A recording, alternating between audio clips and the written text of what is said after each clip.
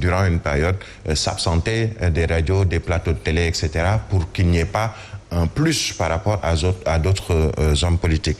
Mais ce qu'il faut retenir dans le journal Tribune, c'est justement le fait d'être juge et partie.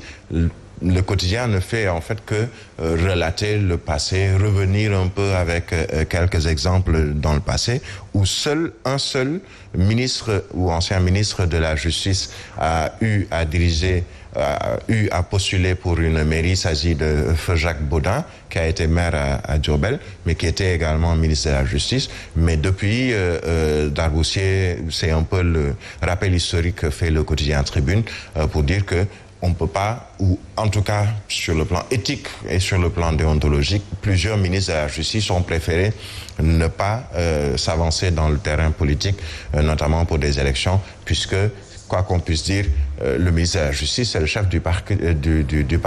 C'est lui qui donne les directives peut-être au procureur de la République, puisque étant sous son joug, ce n'est peut-être pas le cas pour le juge ou les magistrats, puisqu'il y a quand même si on le dit un peu souvent, mais dans les faits, quelquefois, on peut se poser des questions.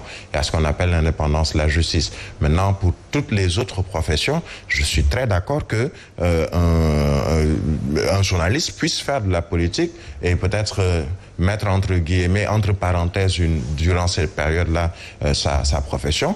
Ce sera également valable pour le directeur général de la RTS. Ça va être valable pour un autre. Mais concernant la CDC, je pense il faut quand même... Pour la CDC, c'est là où démarre le processus. Oui, mais ils sont out du processus. Pour participer à des élections, il faut déposer une caution. Mais est-ce que vous savez, Mambay, que même le fait de déposer sa caution, le directeur général de la CDC n'a même pas un regard sur cette caution que vous déposez. Oui, Ce sont des techniciens, des agents de la CDC qui prennent la caution. Et cette caution, c'est quoi? Il s'agit d'un chèque de banque pour montrer qu'il faut que plutôt vous avez ce qu'on vous demande pour cette caution.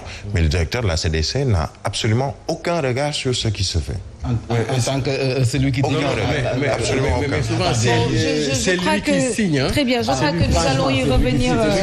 Oui, nous allons y revenir tout à l'heure. Il est l'heure du journal, hein, s'il vous plaît.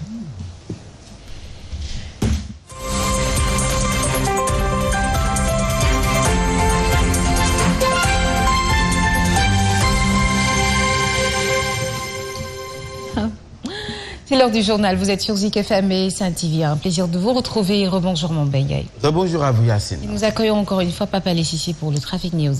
Voici Trafic News. Bonjour Papa Lessissé. Rebonjour Yacine. Alors où est-ce que vous êtes? Voilà, merci beaucoup Yacine. Retenez que beaucoup d'embouteillages sont à noter sur la route nationale, précisément rond-point Cambren. Là-bas, ça circule difficilement pour les véhicules en provenance du côté de Pékin, rond-point KSBS descendant sur le péage. Nous avons transité, Batahna, hier, nous avons dépassé rond-point B.